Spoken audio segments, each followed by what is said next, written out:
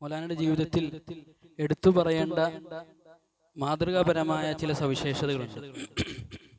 ഒന്നാമത്തേത്, മൗലാന അവർകൾ ദൈവബന്ദി, നദ്വി, മക്തബെ ഫിക്ർ ചിന്താധാരകൾക്കിടയിൽ അവയെ വളരെ മനോഹരമായി സമന്വയിപ്പിച്ച ഒരു വ്യക്തിത്വമാണ്. മാത്രവുമല്ല, തുടർന്നും മൗലാന മസാഹിരിയാണ്, അതോടൊപ്പം നദ്വിയുമാണ്. പഠനത്തിന് ശേഷവും മൗലാന രണ്ട് ചിന്താധാരകളിലെയും പണ്ഡിതന്മാരുമായി ഒരുപോലെ ബന്ധം കാത്തുസൂക്ഷിക്കുന്നുണ്ട്.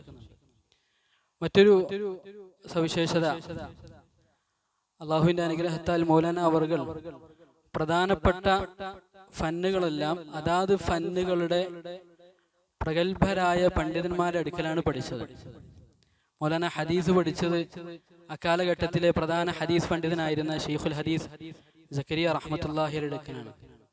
അതുപോലെ ഫിഖ് പഠിക്കുന്നത്, ഇഫ്താ ചെയ്യുന്നത് അന്നത്തെ പ്രധാനപ്പെട്ട മുഫ്തിയായിരുന്ന, ഇന്ന് ജീവിച്ചിരിക്കുന്ന പ്രധാനപ്പെട്ട അക്കാബിരിങ്ങളായ ദാലും ദൈവന്തിന്റെ മുഹ്തമീം മുഫ്തി അബുൽ ഖാസിം നൊമാനി ദാമത്ത് ബർക്കാത്തുഹും, മുഫ്തി അഹമ്മദ് ഖാൻപൂരി സാബ് ദാമത്ത് ബർക്കാത്തുഹും, ഇവരുടെയൊക്കെ ഷെയ്ഖായ മുഫ്തി മഹ്മൂദ് ഹസൻ ഗംഗോഹി ഫഖീഹുൽ ഉമ്മത്ത് എന്നറിയപ്പെട്ടിരുന്ന മഹാനവറുകളുടെ അടുക്കലാണ് ഇഫ്താ ചെയ്തത്.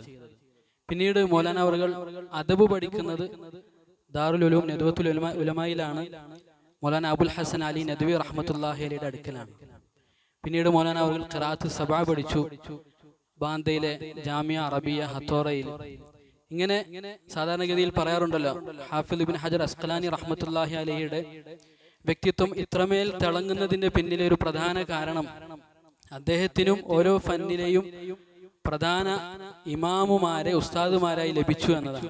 ഇപ്പം ഉലൂമു തജ്വീദ് വൽ ഖിറാഅത്തിലാണെങ്കിൽ ഇബ്രാഹിം തനൂഖി റഹ്മത്തുള്ളാഹി അലൈഹി, ഹദീസിന്റെ വിഷയത്തിലാണെങ്കിൽ ഹദീസിന്റെ ഓരോ ഉപഫന്നുകളിലും പ്രത്യേകം പ്രാവീണ്യം നേടിയിട്ടുള്ള പണ്ഡിതന്മാരെ ലഭിച്ചിട്ടുണ്ട്. തഖ്രീജിന്റെ കാര്യത്തിൽ ഇബ്നുൽ മുലഖിൻ റഹ്മത്തുള്ളാഹി അലൈഹി, ഉസൂൽ ഹദീസ് ആണെങ്കിൽ ഇമാം ഇറാഖി റഹ്മത്തുള്ളാഹി അലൈഹി, സവാഇദിന്റെ ജംഅ് ചെയ്യുന്ന കാര്യത്തിൽ ഇമാം നൂറുദ്ദീൻ ഹൈസമി റഹ്മത്തുള്ളാഹി അലൈഹി, ഫിഖ്ഹിലാണെങ്കിൽ സിറാജുദ്ദീൻ ബുൽഖൈനി റഹ്മത്തുള്ളാഹി അലൈഹി, ലുഗത്തിന്റെ കാര്യത്തിലാണെങ്കിൽ ഫൈറൂസാബാദി റഹ്മത്തുള്ളാഹി അലൈഹി. ഇങ്ങനെ തുടങ്ങി അതാത് ഫന്നുകളിലെ ഇമാമുമാരായ പണ്ഡിതന്മാരെയാണ് അദ്ദേഹത്തിന് ഉസ്താദുമാരായി ലഭിച്ചത്. എന്നതുപോലെയുള്ള ഒരു നേട്ടം മാഷാ അല്ലാഹ് നമ്മുടെ മൗലാന അവർകൾക്കും ലഭിച്ചു എന്നത് പ്രത്യേകം ശ്രദ്ധേയമായ ഒരു കാര്യമാണ്.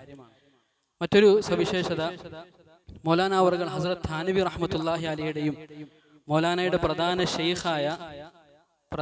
അതുപോലെ തന്നെ പ്രഥമമായ ഷെയ്ഖായ ഖാരി സയ്യിദ് സിദ്ദീഖ് അഹമ്മദ് ബാന്തവി റഹ്മത്തുള്ളാഹി അലൈഹിയുടെയും ഇൽമുകൾ തർത്തീബ് ചെയ്യുന്ന കാര്യത്തിൽ വർഷങ്ങളായി മൗലാന വ്യാപൃതനാണ്. എന്ന് പറഞ്ഞാൽ, ഉദാഹരണത്തിന് ഉലമാക്കൾ ശ്രദ്ധിക്കേണ്ട കാര്യങ്ങൾ അല്ലെങ്കിൽ മദ്രസ നടത്തുമ്പോൾ പാലിക്കേണ്ട വിഷയങ്ങൾ എന്ന കാര്യത്തിൽ ഹസ്രത്ത് ഥാനവി റഹ്മത്തുള്ളാഹി അലൈഹി വ്യത്യസ്ത ഗ്രന്ഥങ്ങളിൽ അല്ലെങ്കിൽ കത്തുകളിൽ മവാഇദിൽ പറഞ്ഞിട്ടുള്ള കാര്യങ്ങളെല്ലാം ഒറ്റ കിതാബിലായി ഒരുമിച്ച് കൂട്ടും. ഇങ്ങനെ ഹസ്രത്ത് ഥാനവിയുടെ ഇഫാദാത്ത്, മവാഇദ്, മൽഫൂസാത്ത് ഇതൊക്കെ വ്യത്യസ്ത ഗ്രന്ഥങ്ങളിലായി തയ്യാറാക്കിയിട്ടുണ്ട്.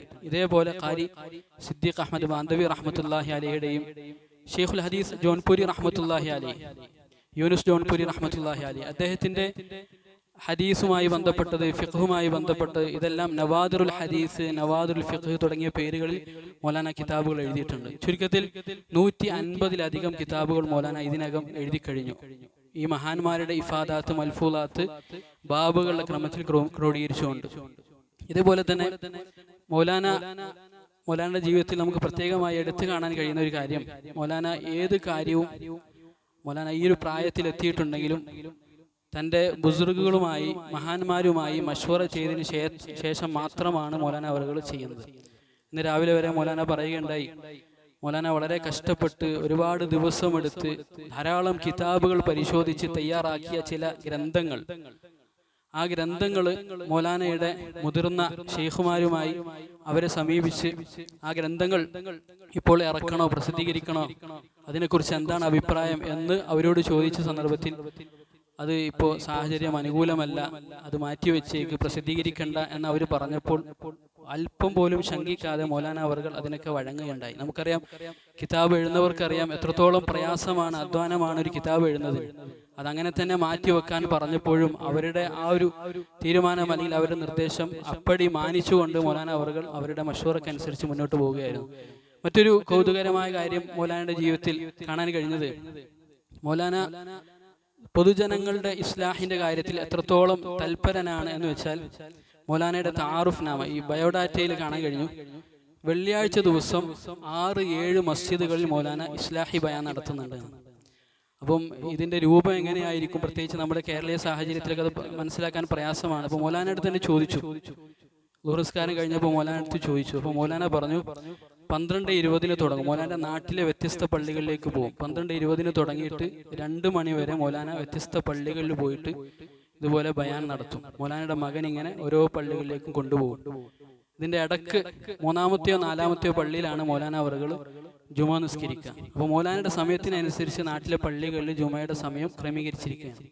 ഈ രൂപത്തിൽ ഏത് മേഖലയിലാണെങ്കിലും വളരെ ശ്രദ്ധയോടെ താല്പര്യത്തോടെ ഖിദ്മത്തിൽ സജീവമായി പ്രവർത്തിക്കുന്ന മൗലാന അവറുകളെയാണ് അള്ളാഹുവിന്റെ അനുഗ്രഹത്താൽ നമുക്ക് കിട്ടിയിരിക്കുന്നത്. അള്ളാഹു സുബ്ഹാനഹു വ തആല വേണ്ടതുപോലെ ഇസ്തിഫാദ ചെയ്യാൻ നമുക്ക് എല്ലാവർക്കും തൗഫീഖ് നൽകി അനുഗ്രഹിക്കുമാറാവട്ടെ. अब मैं मज़ीद ताख़ीर किए बगैर गुजारिश करूँगा नमूने असलाफ की पाकीज़ा रिवायतों के अमीन